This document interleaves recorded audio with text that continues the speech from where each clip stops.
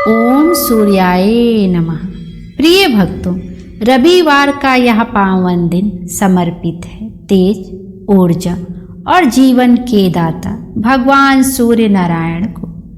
उनकी दिव्य किरणें केवल इस संसार को ही प्रकाशित नहीं करती, बल्कि हमारे जीवन के अंधकार को भी दूर करती हैं और हमें नई शक्ति, नई आशा और नई दिशा देती हैं।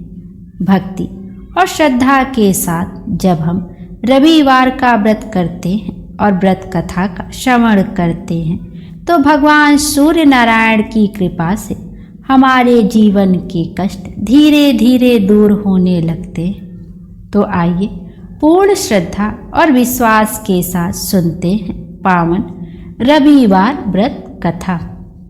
एक बुढ़िया माई थी। उसका नियम था प्रति रविवार को सवेरे ही स्नान आदि कर, घर को गोबर से लीप कर, फिर भोजन तैयार कर भगवान को भोग लगाकर स्वयं भोजन करती थी।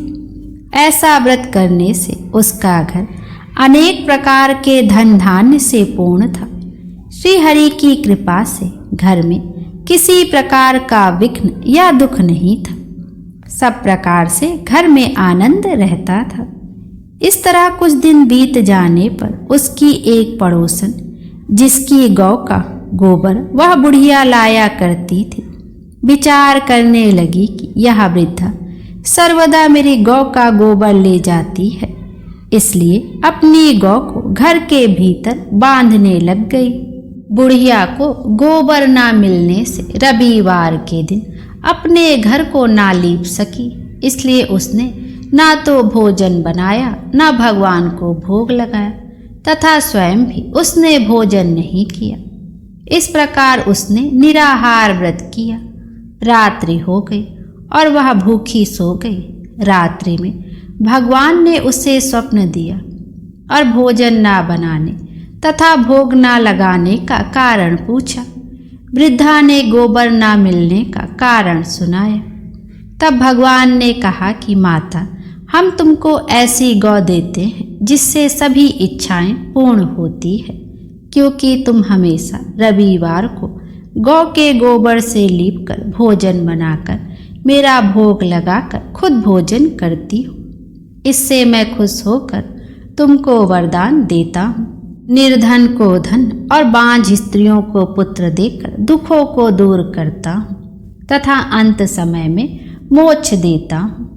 स्वप्न में ऐसा वरदान देकर भगवान तो अंतर ध्यान हो गए और वृद्धा की आंख खुली तो वह देखती है कि आंगन में एक अति सुंदर गौ और बछड़ा बंधे हुए हैं। वह गाय और बछड़े को देखकर अति प्रसन्न हुई और उसको घर के बाहर बांध दिया और वहीं खाने का चारा डाल दिया। जब उसकी पड़ोसन ने बुढ़िया के घर के बाहर एक अति सुंदर गौ और बछड़े को देखा तो द्वेष के कारण उसका हृदय जल उठा और उसने देखा कि गाय ने सोने का गोबर किया है, तो वह उस गाय का गोबर ले गई और अपनी गाय का गोबर उसकी जगह पर रख गई।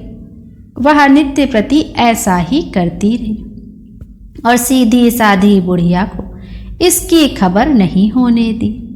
तब सर्वव्यापी ईश्वर ने सोचा कि चालाक पड़ोसन के कर्म से बुढ़िया ठगी जा रही है, तो ईश्वर ने संध्या के समय अपनी माया से बड़े जोर की आंधी चला दी। बुढ़िया ने आंधी के भय से अपनी गौ को भीतर बांध लिया। प्रातःकाल जब वृद्धा ने देखा कि गौ ने सोने का गोबर दिया है, तो उसके आश्चर्य की सीमा न रही और वह प्रतिदिन गौ को घर के भीतर बांधने लगी। उधर पड़ोसन ने देखा कि बुढ़िया गौ को घर के भीतर बांधने लगी है और उसका सोने का गोबर उठाने का दांव नहीं चलता, तो वह ईर्ष्या और डाह से जल उठी और कुछ उपाय न देख पड़ोसन ने उस देश के राजा की सभा में जाकर कहा, महाराज, मेरे पड़ोस में एक वृद्धा के पास ऐसी गऊ है जो आप जैसे राजाओं के ही योग्य है। वह नित्य सोने का गोबर देती है। आप उस सोने से प्रजा का पालन करिए वह वृद्धा इतने सोने का क्या करेगी। राजा ने यह बात सुन अपने दूतों को वृद्धा के घर से गऊ लाने की आज्ञा दी। वृद्धा प्रातः ईश्वर को भोग लगा भोजन ग्रहण करने ही जा रही थी कि राजा के कर्मचारी गऊ खोल कर ले गए। वृद्धा काफी रोई चिल्लाई, किंतु कर्मचारियों के समक्ष कोई क्या कहता। उस दिन वृद्धा गऊ के वियोग में भोजन ना खा सकी और रात भर रो रो कर ईश्वर से गऊ को पुनः पाने के लिए प्रार्थना करती रही। उधर राजा गऊ को देखकर बहुत प्रसन्न हुआ, लेकिन सुबह जैसे ही वह उठा सारा महल गोबर से भरा दिखाई देने लगा। राजा यह देख घबरा गया। भगवान ने रात्रि में राजा को स्वप्न में कहा कि हे राजा, वृद्धा को लौटाने में ही तेरा भला है। उसके रविवार के व्रत से प्रसन्न होकर मैंने उसे गाय दी थी।